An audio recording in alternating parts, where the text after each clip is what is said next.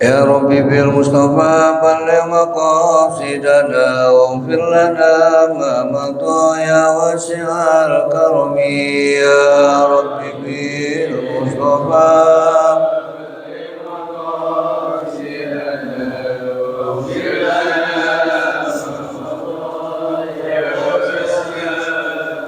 محمد سيد الكونين والثقلين والفريقين من عرب ومن عجم يا رب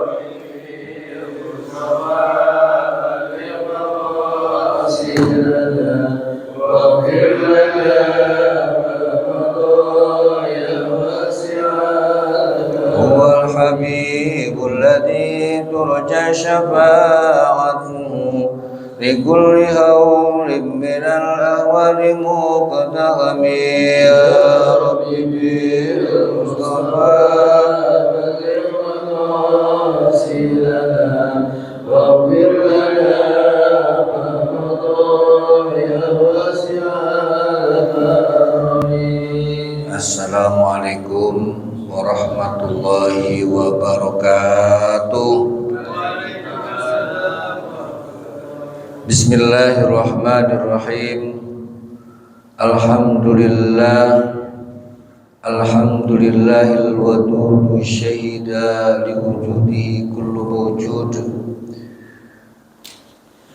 Asyhadu an la ilaha illallah rabbul ma'bud wa asyhadu anna sayyidana Muhammadan abduhu wa rasuluhul hamidul mahmud. Allahumma salli wa sallim wa barik ala nabiyil mashhud Sayyidina wa maulana Muhammadin sahibil karami wal jud wa ala alihi wa sahbihi wa dhurriyyatihi wa asbahihi ila yaumil ma'ud amma ba'd. Subhanaka la ilma lana illa ma 'allamtana innaka antal alimul hakim. Rabbi shrah li sadri wa yassir li amri wahlul 'uqdatam min lisani yafqahu qawli. Hadratil mukarramin wal muhtaramin, para guru, para asatidzah, para orang tua, para tokoh masyarakat, hadirin jamaah majelis taklim Masjid Jami Al-Barakah yang mudah-mudahan selalu mendapati rahmat dan kemuliaan dari Allah Subhanahu wa taala. Wabil khusus yang sama kita hormati dan muliakan Ketua DKM Masjid Jami Al-Barakah atau Masjid Peradaban 5.0, yakni Al-Mukarram Ustadz Haji Edi Nasruddin dan juga segenap para pengurus lainnya. Mudah-mudahan selalu diberikan sehat walafiat, diberikan keistiqomahan dan kekuatan dalam menjalankan amanah yang diemban oleh para pengurus. Amin ya rabbal alamin. Hadirin jamaah sekalian, malam hari ini adalah malam yang sangat berbahagia karena kita diberikan oleh Allah kenikmatan daripada kenikmatan iman, kenikmatan Islam, juga kenikmatan sehat walafiat, hingga kita bisa melaksanakan ibadah sholat fardu maghrib berjamaah. Maka malam hari ini dengan segala banyak nikmat dan karunia yang Allah berikan, kita coba berupaya dan berusaha untuk mengenal Allah lebih dekat melalui nama-nama Allah yang 99. Di antara nama-nama Allah itu adalah Al-Wadud, yang mana Al-Wadud ini adalah Asmaul Husna yang ke-48. Al-Wadud yang artinya Allah yang sangat mencintai. Para bapak hadirin jamaah sekalian, barangkali karena kita selalu menyebut-nyebut nama Allah, namun ada sebagian yang kita belum mengenal Allah dari sisi yang lain, baik itu asma, baik itu sifat-sifatnya, baik itu af'alnya, perbuatan-perbuatan Allah. Oleh karena itu, di antara pendekatan kita hambanya kepada Allah untuk mengenal Allah lebih dekat, di antaranya melalui Asmaul Husna atau nama-nama Allah yang mulia. Al-Wadud dalam beberapa pengertian yang mana para ulama itu berupaya menjelaskan, menerangkan.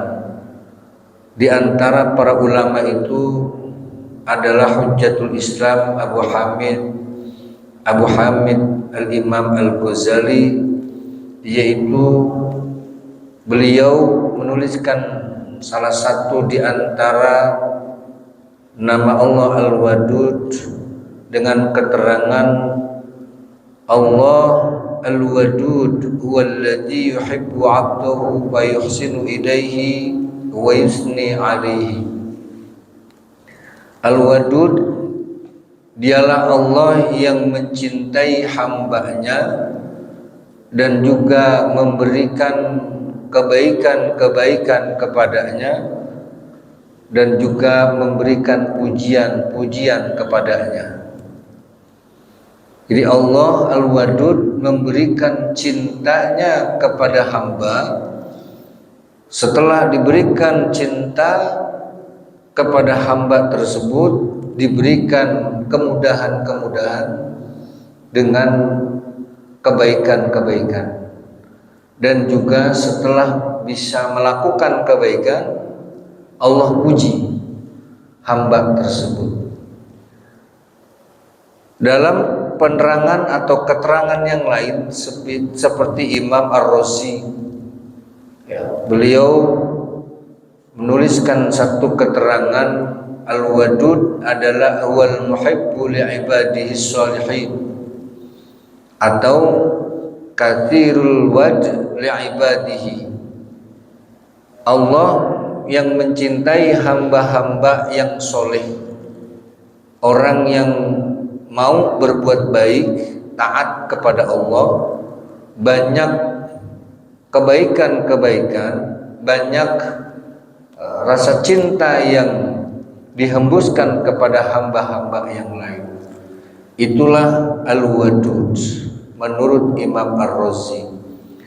Para bapak hadirin jamaah sekalian, mengapa kita ini perlu mengenal Allah dengan nama Allah Al-Wadud, yang artinya tadi Allah sangat mencintai hambanya.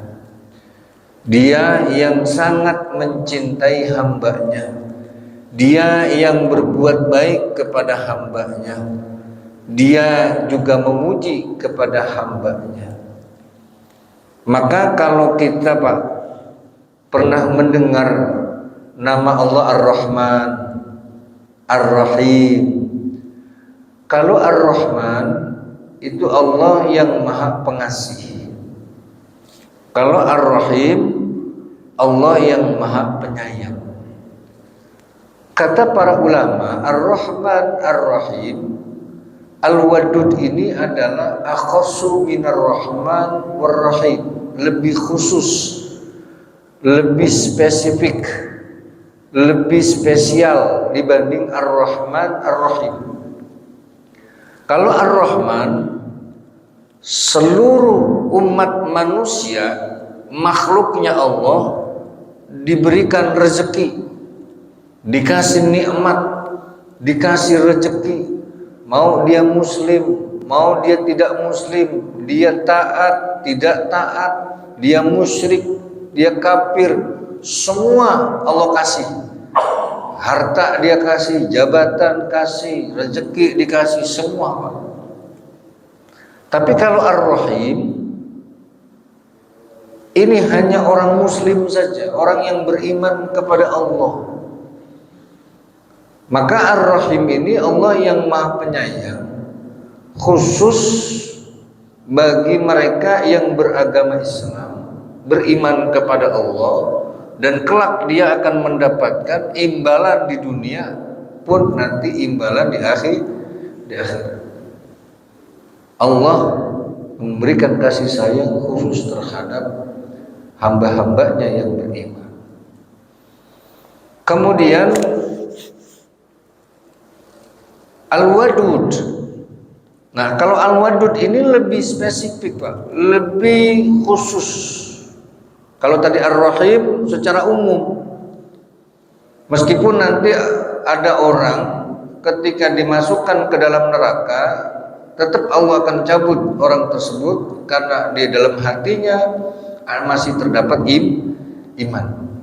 Meskipun seberat zarrah, biji sawi, meskipun ada iman dia di dalam dadanya seberat biji zarrah, dia masuk ke dalam neraka, nanti akan dicabut oleh Allah, masuk ke dalam surga. Itu Ar-Rahim. Nah, kalau Al-Wadud ini lebih khusus lagi. Di antara orang beriman, di antara orang muslim, ada yang orang-orang dipilih khusus oleh Allah. Ya, kalau kita kenal sekarang itu adalah seperti wali-wali Allah Pak. Ada orang-orang yang dipilih oleh Allah kekasih-kekasihnya. Gak menutup kemungkinan seperti orang kayak kita ini, jika Allah kehendaki, dari nama Al-Wadud tadi kita dapat perhatian khusus, cintanya Allah, pujiannya Allah, kebaikannya Allah kepada kita. Karena itulah kita belajar mengenal Allah melalui Al-Wadud ini. Nah, nama Al-Wadud dalam Al-Quran surah Al-Buruj pada ayat yang ke-14 Allah berfirman, wa huwal ghafurul wadud. Dialah Allah yang Maha Pengampun lagi Maha mencintai hamba-hambanya. Jamaah sekalian, Al-Wadud ini Allah yang Maha mencintai hambanya. Dulu ada seorang nabi yang kontradiktif, dua nabi ini. Ada Nabi Sulaiman dan ada Nabi satu lagi apa itu? Nabi Sulaiman, Nabi Ayyub. Nabi Sulaiman itu memiliki kenikmatan yang luar biasa Pak. Saking nikmatnya itu luar biasa, mulai dari kerajaan, kedudukan, harta, wanita, kekuasaan, itu dari Nabi Adam sampai hari kiamat, nggak ada yang ngalahin Pak. Dari Nabi Adam sampai hari kiamat, kedudukan Nabi Sulaiman terkait dengan kekuasaan, kerajaan, harta, semua kerajaan dari makhluk-makhluk Allah, binatang, tumbuh-tumbuhan, angin, makhluk, semua dikuasain sama apa? Nabi Sulaiman. Bahkan bahasa-bahasa hewan dan seterusnya, Nabi Sulaiman begitu paham. Itu nikmat, nikmat yang Allah kasih khusus kepada Nabi Sulaiman. Dari Nabi Adam alaihissalam sampai hari kiamat nggak ada yang menandingi Pak. Tapi ketaatan Nabi Sulaiman kepada Allah nggak berubah sedikit pun. Bahkan Nabi Sulaiman punya istri 100, nggak berubah ketaatannya Pak. Nah, kalau kita baru 1 udah lungsing. Emang mau semua nambah Pak. Nabi Sulaiman 100 istrinya, tapi ketaatannya tidak berubah sedikit kepada Allah. Maka kata Allah, ya, beliau ini adalah salah seorang yang dikatakan oleh Allah wa wahabna li Dauda Sulaiman ya, wa wahabna li Dauda Sulaiman wa ni'mal abdu innahu awwab. Ya Allah berfirman memuji Nabi Sulaiman, memuji Nabi Sulaiman. Kami anugerahkan Nabi Daud memiliki putra namanya Sulaiman. Ni'mal abdu, kata Allah, dialah hamba yang terbaik. Innahu awwab. Kenapa dia hamba terbaik? Kata Allah, innahu awwab. Karena dia orang yang taat, hamba yang taat. Padahal diberikan nikmat yang begitu apa? Besar, Pak. Kemudian dalam kisah yang lain, kalau tadi Nabi Sulaiman adalah nabi yang begitu melimpah kenikmatannya. Nabi Ayub, Pak, orang nabi yang diberikan oleh Allah ujian begitu besar, begitu luar biasa. Kalau tadi Nabi Sulaiman nikmatnya dari Nabi Adam sampai hari kiamat enggak ada yang menandingi. Kalau Nabi Ayub kesedihannya, kedukaannya, penderitaannya, kesusahannya, kesulitan hidupnya itu dari Nabi Adam sampai hari kiamat gak ada yang nandingin, Pak. Gak ada yang nandingin. Nabi Ayub punya rumah banyak, semua pecah, hancur. Nabi Ayub punya kebun, punya sawah, punya ladang, hancur semua. Nabi Ayub punya banyak ternak, semua mati. Nabi Ayub punya harta, ludes, habis. Nabi Ayub punya anak, mati semua. Nabi Ayub punya penyakit, bukan hanya kulit, bukan hanya zahir, bukan hanya di permukaan fisik, tapi juga bagian dalam. Kalau bahasa sekarang apa namanya? Udah kompleks ya. Komplikasi. Udah komplikasi, Pak. Ada liver, ada jantung, ada paru-paru, ada ginjal, bertahun-tahun, Pak. Bertahun-tahun Nabi Ayub betul-betul mengalami penderitaan yang luar biasa. Enggak ada yang menandingi penderitaannya, Pak. Dari Nabi Adam sampai hari kiamat nanti. Padahal hari kiamat enggak tahu kapan, Pak. Dan kedua, Nabi ini akan jadi hujah, Pak.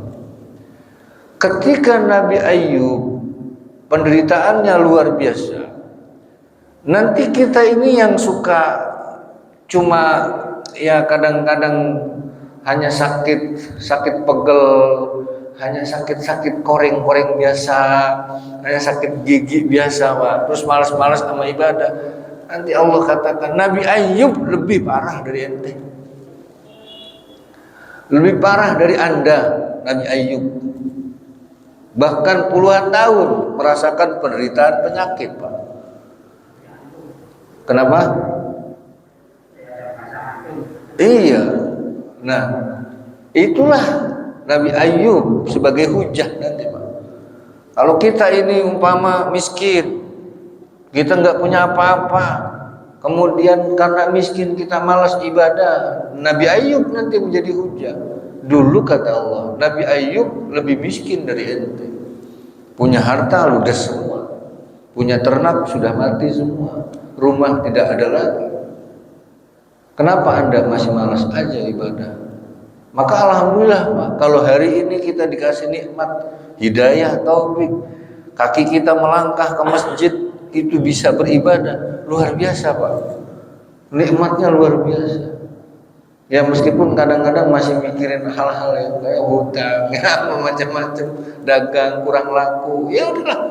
Tapi nikmat yang kita ini didorong oleh Allah untuk ke masjid, sholat berjamaah luar biasa. Nabi Sulaiman juga menjadi hujah nanti. Kenapa waktu kamu di dunia, kamu malas-malasan ibadah? Ya karena jabatan saya tinggi, harta saya banyak, boro-boro saya mau ibadah, udah lupa saya mau ibadah. Karena duit saya melimpah, bingung saya mau ngabisin uang aja ribet, apalagi mau ibadah. Nabi Sulaiman jadi hujah. Nabi Sulaiman tuh hartanya luar biasa, kedudukan, kerajaan, jabatannya semuanya punya. Ente baru jadi RT aja loh. Ente nanti baru jadi lurah aja. Ente baru jadi bupati, jadi presiden aja. Udah susah mau ibadah, udah malas-malas. Akan jadi hujah. Sama Nabi Ayub pun sama. Disanjung oleh Allah, dicintai oleh Allah, dipuji oleh Allah. Apa kata Allah Subhanahu wa taala? Inna wajadnahu sabiran. Ya. Inna wajadnahu sabiran ni'mal 'abdu innahu awwab. Kami dapati Nabi Ayub itu orang yang sabar. Ni'mal 'abdu, dia hamba yang terbaik, dan dia juga orang yang sangat taat kepada Allah. Padahal dalam kondisi penderitaan yang luar biasa. Maka jamaah sekalian, para bapak hadirin, ketika kita tadi sudah mengenal Allah Al-Wadud yang maha mencintai, berbuat baik kepada hambanya, dan juga memuji hamba-hambanya yang taat, yang soleh, maka kiranya kalau kita dalam sholat sering mengucapkan atau membaca doa inna sholati wa nusuki wa mahyaya wa mamati lillahi rabbil alamin. Sungguhnya sholatku, kemudian ibadahku, wa mahyaya, matiku, hidupku, wa mamati, dan juga matiku, lillahi rabbil alamin. Ini sayugianya harus kita sadari bahwa memang betul sholatku adalah untuk Allah, memang betul ibadahku untuk Allah, matiku pun untuk Allah, hidupku pun untuk Allah. Kadang-kadang memang kita ini digoda oleh banyak ujian. Ternyata hidup kita bukan karena Allah, kadang mati pun bukan karena Allah. Ada Pak, ada orang mati belum lama informasi bunuh diri Pak, bunuh diri, suami istri, mungkin ada sekitar 3 minggu yang lalu kali, meninggal dunia, bunuh diri. Orang bunuh diri itu udah frustasi, tidak bisa menikmati hidupnya, dia sudah putus asa dengan Allah. Orang-orang yang demikian ini orang yang tidak dijamin masuk surga. Na'udzubillah min dzalik. Dulu di zaman perang Khaybar ada seorang yang ikut berperang dengan semangat sekali melawan musuh-musuh Islam. Itu badannya ada yang tersayat-sayat Pak, pasukan Islam. Kemudian ada salah satu tangannya putus karena badannya sudah tersayat-sayat oleh musuh. Ada salah satu bagian tangannya putus. Kemudian dia ini diindikasikan bahwa sudah tidak mampu lagi hidup, merasa malu kalau saya hidup selesai perang, kemudian hidup, badan saya sudah tersayat, tangan saya putus, buat apa lagi hidup? Kan tujuan dari perang itu kalau mati syahid Pak. Syahid itu ganjarannya surga. Ini enggak mati, tangan putus. Logikanya Pak, kalau orang yang mentalnya lemah, dia akan malu hidup Pak. Mendingan ente mati. Kalau mati kan mati syahid. Kalau udah syahid masuk surga. Akhirnya lemah Pak iman. Diambil itu anak panah, kemudian ditusuk badannya.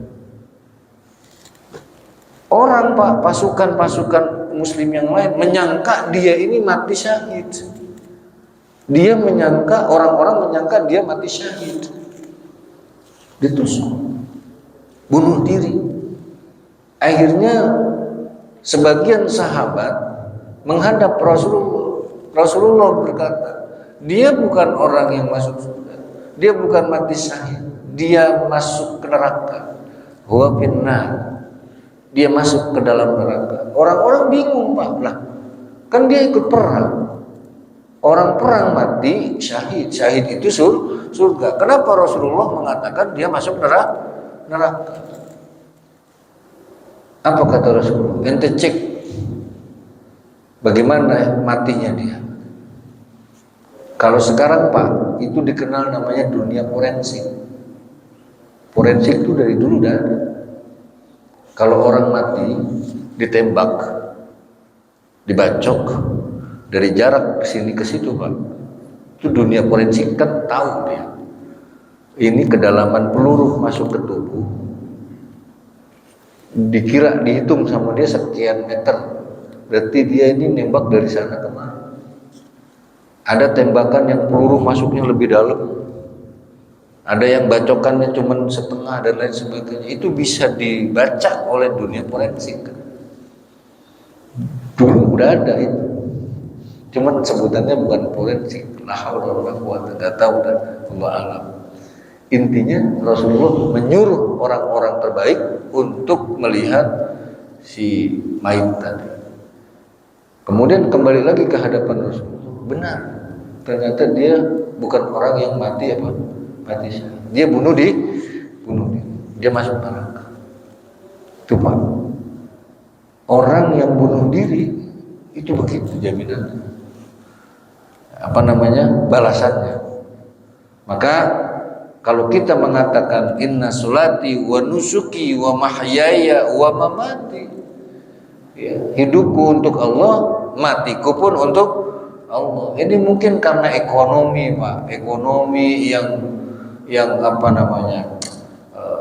menguji kita, finansial kita, ya kan, sehingga kita ini tertekan, mental kita, batin kita nggak kuat menahan beban hidup, akhirnya putus naudzubillah. Selamatkan Pak keluarga kita, saudara kita daripada iman yang lemah. Maka salah satu di antara kekuatan iman itu muncul dalam diri kita. Allah itu cinta kepada kita juga. Allah itu memberikan kebaikan-kebaikan kita. Bahkan Allah memuji seperti Allah memuji Nabi Sulaiman. Allah memuji Nabi Ayyub. Pakai al-maqullah wal mujahid fisabilillah. Ada punya amalan Pak, namanya amalan hijib sogir. Hijib sogir itu ada kalimat ya wadud dibaca 100 kali. Ya wadud, ya wadud, ya wadud sebanyak 100 kali. Kan diawali dengan bismillahil khaliqil akbar wa wahidul mimma, dan seterusnya sampai nanti la haula wala quwata illa billahil aliyil azim, dilanjutkan dengan ya wadud 100 kali.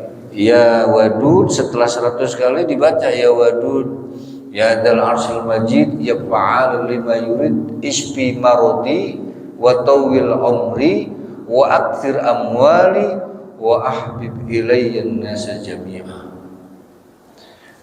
Sembuhkan penyakitku, kemudian panjangkan umurku, perbanyak hartaku, dan juga jadikan orang-orang di sekitar itu cinta kepadaku. Maka jamaah sekalian, orang yang mengamalkan ya wadud, ya wadud, ya wadud, ya wadud, bukan Allah saja yang mencintai kita, tapi Allah menggerakkan orang-orang sekitar untuk mencintai kita. Anak istri kita itu mencintai kita, tetangga kita mencintai kita. Nah, kalau kita jadi hamba al-wadud, maka perbanyak membaca ya wadud, ya wadud, ya wadud, ya wadud setiap hari, supaya Allah cinta dan orang-orang di sekitar kita juga cinta.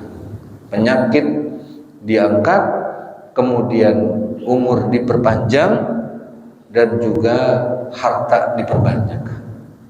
Nah, inilah amalan Pak Kiai setelah subuh dan juga setelah maghrib. Ada 2, subuh dan maghrib. Ini kalau seandainya nanti Pak Haji mau, mungkin nanti minta sama DPI. Apa udah dapat jangan-jangan? Udah dibagikan di pondok. Iya. Buat jamaah majelis taklim atau masjid Al-Qur'an Al-Barokah boleh dibagikan. Dia kan ijazah ammah dari Pak Kiai. Itu amalan Pak Kiai dari zaman muda. Ya, artinya dari zaman beliau terus dawam sampai di zaman perang melawan Belanda masih aja itu kata guru-guru kami itu cerita.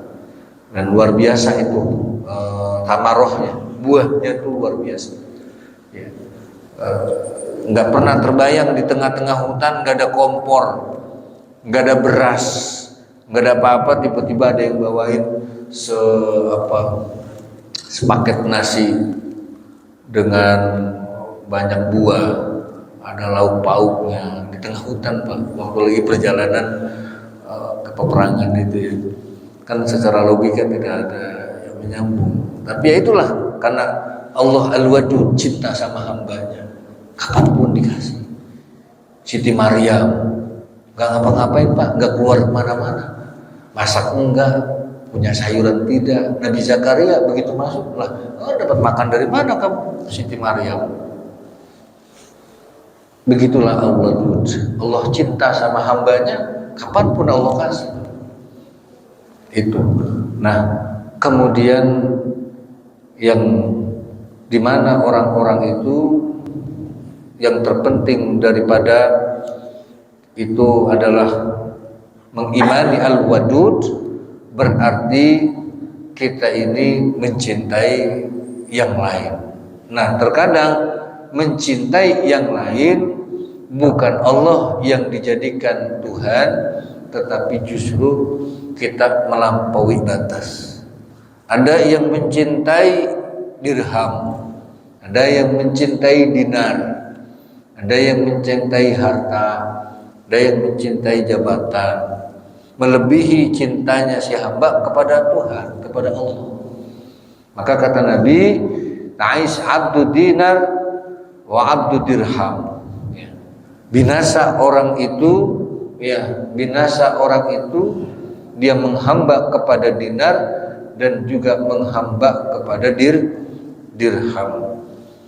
Ada orang yang menghamba kepada jabatan tadi. Ada orang yang menghamba kepada komis, pakaian Pak. Dia itu orang yang selalu ingin diperhatikan soal pakaian. Ada orang perempuan biasanya umumnya. Ya.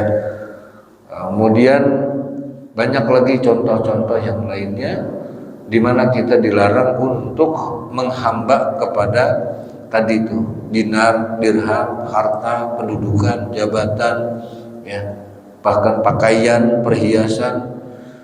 Sehingga ada lagi orang yang juga menghamba kepada istri, ada orang yang menghamba kepada suami, ada juga. Ya. Maka kalau kita ini terlalu menghamba kepada istri, nah ini kita sudah melanggar daripada cinta kita kepada Allah.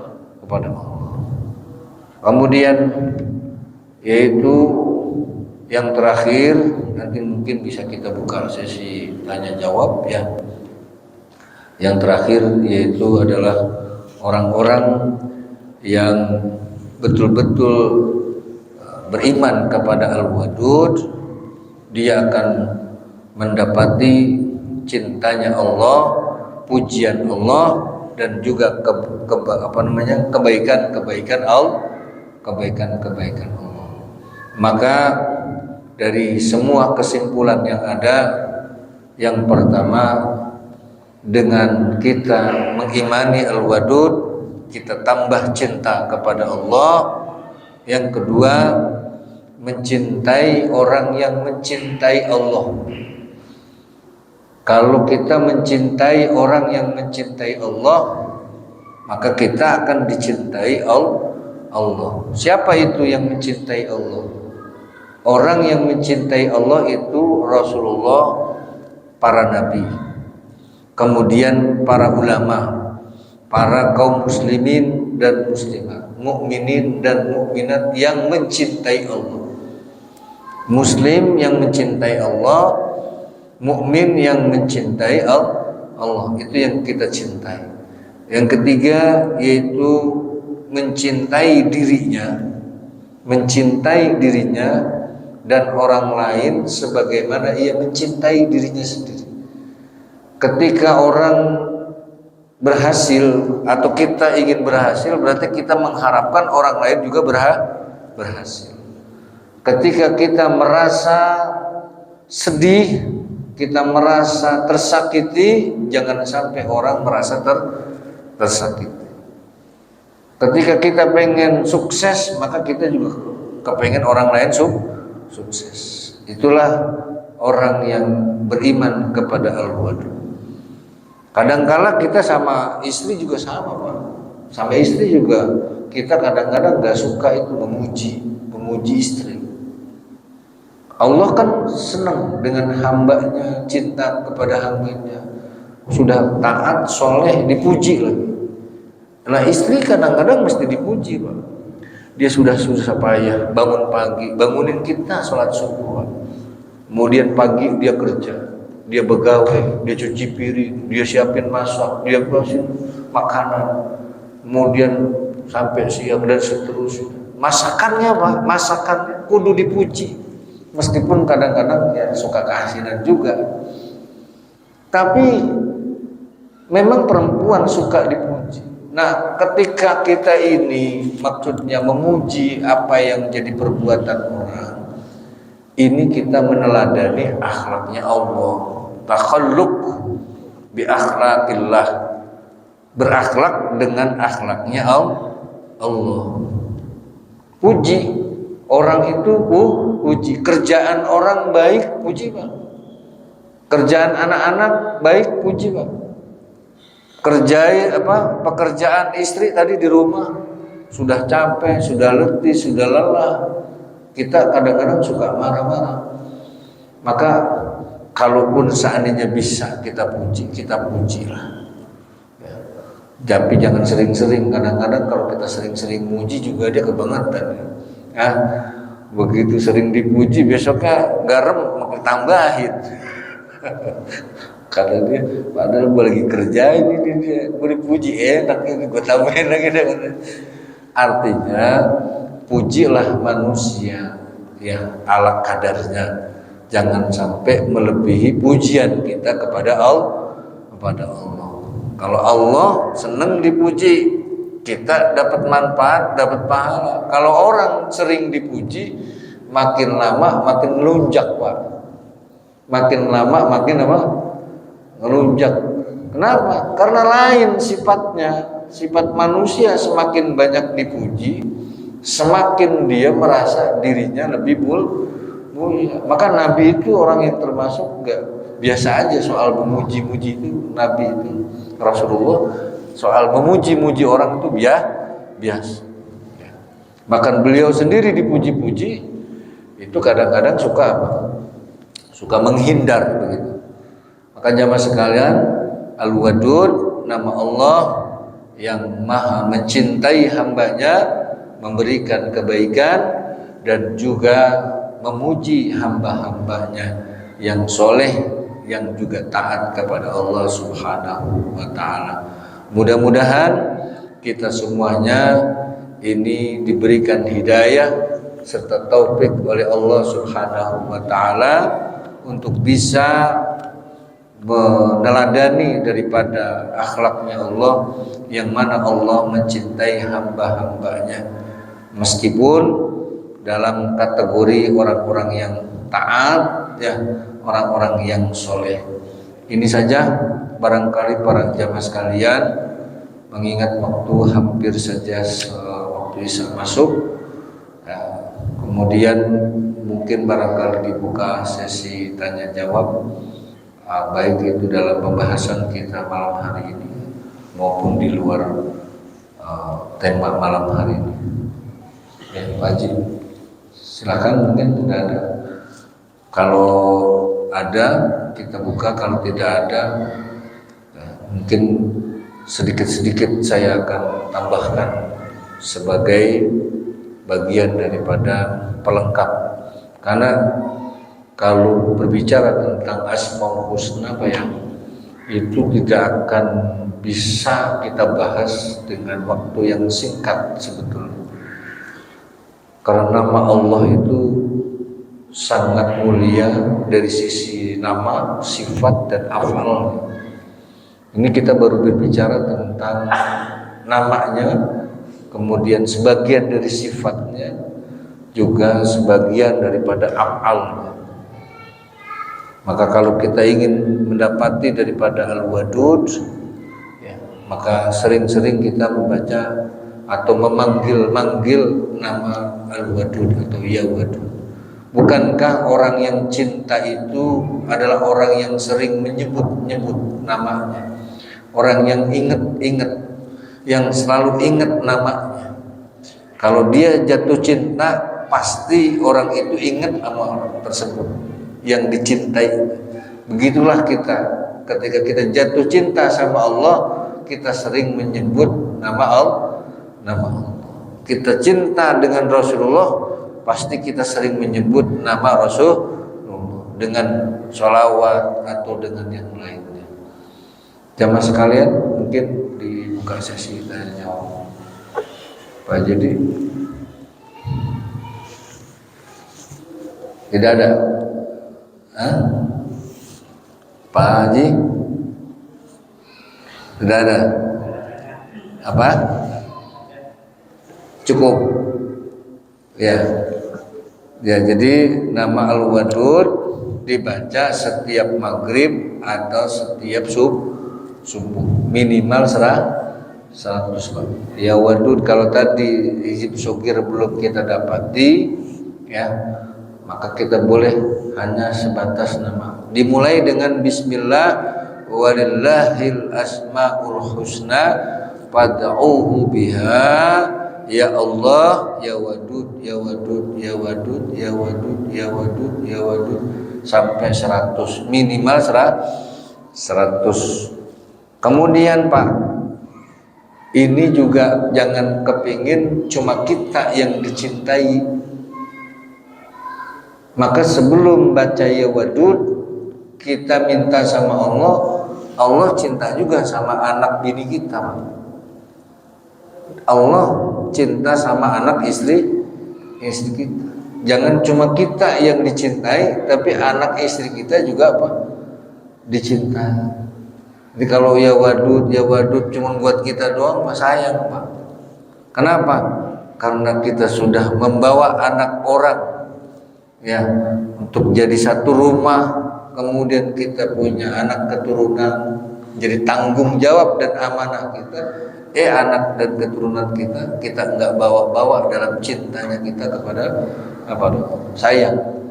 Jadi kalau kita mau, kita bisa baca Fatihah, kemudian kita minta sama Allah agar supaya anak istri kita dicintai Allah dengan bacaan Ya Wadud tadi.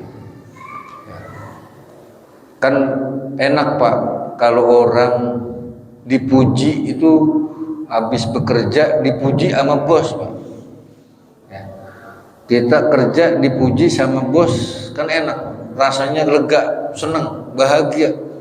Akhirnya kita punya pikiran, naik jabatan nih kayaknya. Kan begitu Pak ya, punya ekspektasi. Wajar Pak. Yang kita harapkan sama Allah ketika kita sholat itu kan ekspektasi kita dapat pujian. Dapat bukan cuma pahala, tapi dapat pujian gitu. Orang-orang yang apa itu? Ma'arrokein, orang-orang yang bersama orang-orang yang ruku. Di dunia dia ruku, di dunia dia sholat bareng. Dia di dunia itu waqumu lillahi qanitin. Mereka itu orang-orang yang berdiri tegak di dalam sholatnya karena taat, Pak. Itu kan dipuji sama Allah. Nah itu, maka barangkali kita ini mengenal Allah Al-Wadud, kepengen dipuji Allah. Tapi sebelum kita pengen dipuji Allah, kan kita dulu muji Allah. Lewat apa kita memuji Allah? Bismillahirrahmanirrahim. Alhamdulillahi rabbil alamin. Dari situ kita mulai memuji Allah. Dengan nama Allah Maha Penyayang, Maha Pengasih, lagi Maha Penyayang. Segala puji bagi Allah, Tuhan semesta alam. Disitulah kita mulai memuji Allah. Ketika kita sudah memuji Allah, maka insya Allah kita akan dipuji karena berdasarkan cinta kepada Allah. Maka ibadah di makom yang tertinggi, yaitu makomnya Rasulullah Shallallahu Alaihi Wasallam.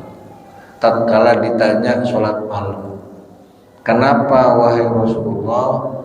Ditanya oleh istrinya, engkau sudah dijamin masuk surga, dosanya diampuni oleh Allah, baik dulu maupun yang akan datang.